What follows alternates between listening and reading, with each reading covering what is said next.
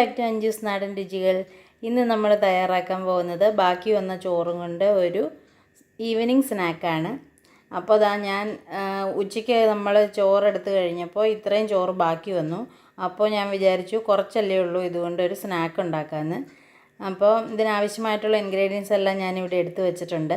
ആദ്യം തന്നെ നമുക്ക് ഈ ചോറൊന്ന് അരച്ചെടുക്കാം. അതിൻ്റെ കൂടെ തന്നെ ഇഞ്ചിയും വെളുത്തുള്ളിയും കുരുമുളകും കൂടി അരയ്ക്കാം. കാരണം അത് ചെറുതായിട്ട് അരിഞ്ഞിട്ട് കഴിയുമ്പോൾ ഇതിൻ്റെ കൂടെ കടിക്കും.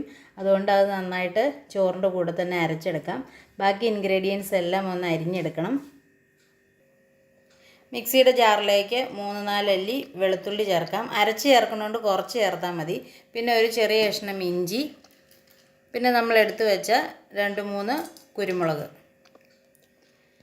ഇപ്പോൾ ഇഞ്ചിയും വെളുത്തുള്ളിയും കുരുമുളകും കൂടി ഒന്ന് ചതച്ചെടുത്തിട്ടുണ്ട്. ഇനി ഇതിൻ്റെ കൂടെ നമുക്ക് ചോറ് കൂടി ചേർത്തിട്ട് അരയ്ക്കാം.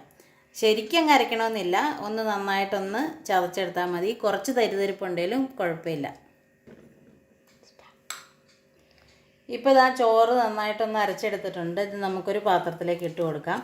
ഒട്ടും തന്നെ വെള്ളം ചേർക്കാതെ വേണം അരയ്ക്കാൻ കേട്ടോ. ചോറിനകത്ത് ഞാൻ വെള്ളം ഒന്നും ചേർത്തിട്ടില്ല. അപ്പോൾ ഈ ഒരു പരുവത്തിൽ ആക്കി എടുത്തിട്ടുണ്ട്. ഇനി അരച്ച ചോറിലേക്ക് ഒരു 1/4 ടീസ്പൂൺ മുളക് പൊടി, ഒരു 1/4 ടീസ്പൂൺ മഞ്ഞൾപ്പൊടി, 1/4 ടീസ്പൂൺ ഗരം മസാലപ്പൊടി ഇത്ര കൂടി ചേർക്കാം. ഇനി ഇതിലേക്ക് ഒരു 3 ടേബിൾ സ്പൂൺ അരിപ്പൊടി ചേർക്കാം. ഈ അരിപ്പൊടിക്ക് പകരം റവയോ ഗോതമ്പ് പൊടിയോ മൈദയോ ഏത് വേണേലും ചേർക്കാം. പിന്നെ ഒരു ക്രിസ്പിനെസ് കിട്ടാനും അരിയുടെ ഒരു ടേസ്റ്റ് മാറാതിരിക്കാനും വേണ്ടിയിട്ടാണ് ഞാനിപ്പോൾ അരിപ്പൊടി ചേർത്തിരിക്കുന്നത്. ഇനി ഇതിലേക്ക് കുറച്ച് മല്ലിയില, 2-3 പുതിന ഇല, കുറച്ച് കറിവേപ്പില, ഒരു പച്ചമുളക്, ഒരു ചെറിയ സവാള ഇതെല്ലാം കൂടി പൊടിയായിട്ട് അരിഞ്ഞത് ചേർക്കാം. മല്ലിയില, പുതിന ഇല, സവാള, പച്ചമുളക്, കറിവേപ്പില ഇത്രയും നന്നായിട്ട് ചെറുതായിട്ട് അരിഞ്ഞതാണ്. ഇതെല്ലാം കൂടി ഇതിനകത്തേക്ക് ചേർക്കാം. പിന്നെ ഈ മല്ലിയിലയും പുതിനയിലയും വേണമെന്ന് നിർബന്ധമൊന്നുമില്ല, ഉള്ളതൊക്കെ ഇട്ടാൽ മതി. പിന്നെ കറിവേപ്പിലയും പച്ചമുളകും നിർബന്ധമായിട്ടും ചേർക്കണം. ഇനി ഇതിലേക്കൊരു 1/4 ടീസ്പൂൺ ഉപ്പ് ചേർക്കാം. ഞങ്ങൾക്കിത് മിക്സ് ചെയ്ത് കഴിയുമ്പോൾ ആവശ്യമുണ്ടെങ്കിൽ കുറച്ചുകൂടെ ഉപ്പ് ചേർക്കാം. കൈകൊണ്ട് നന്നായിട്ട് കുഴച്ച് യോജിപ്പിച്ചെടുക്കാം.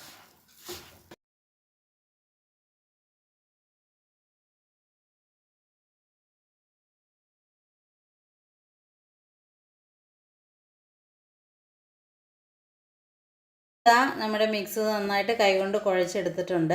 ഇനി ഒട്ടും വെള്ളം ചേർത്തിട്ടില്ല. ആ ചോറ് അരച്ചതിൻ്റെ ആ വെള്ളത്തിൻ്റെ മയം മാത്രമേ ഉള്ളൂ. ഇനി നമുക്കൊന്ന് ഷേപ്പ് ചെയ്തെടുക്കാം. നിങ്ങൾക്ക് ഏത് ഷേപ്പിൽ വേണമെങ്കിലും ആക്കാം. റൗണ്ടാക്കിയോ അല്ലെങ്കിൽ വടയുടെ ഷേപ്പിലോ എങ്ങനെ വേണമെങ്കിലും ആക്കാം. ഞാനിപ്പോൾ ചെറുതായിട്ടൊന്നിങ്ങനെ നീളത്തിൽ ഇങ്ങനെ ഉരുട്ടിയെടുക്കുകയാണ്. ഇതാ ഈ ഒരു ഭാഗത്തിൽ ആക്കിയെടുക്കാം. അങ്ങനെ എല്ലാം നമുക്കിതുപോലെ ചെയ്യാം.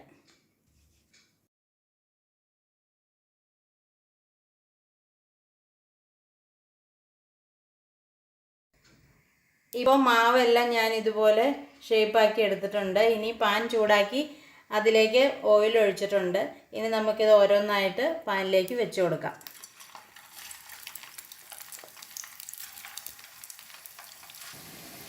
ഇപ്പോൾ ഒരു വശം പതുക്കി ഒന്ന് മൂത്ത് തുടങ്ങുമ്പോൾ ഒന്ന് മറിച്ച് വയ്ക്കാം.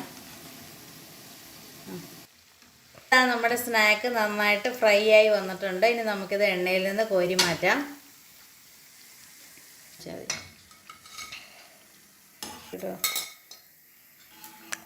ഇനി ബാക്കി ഇരിക്കുന്നതും കൂടെ ഇതുപോലെ ഒന്ന് വറുത്തെടുക്കാം.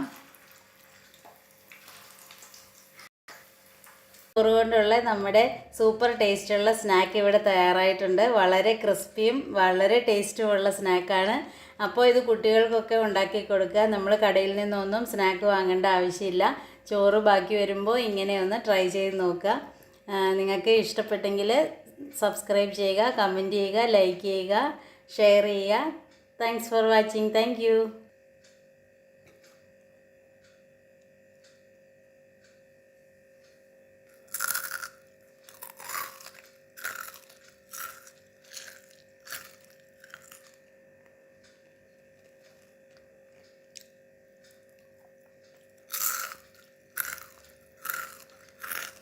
അതാണ് ഓക്കെ.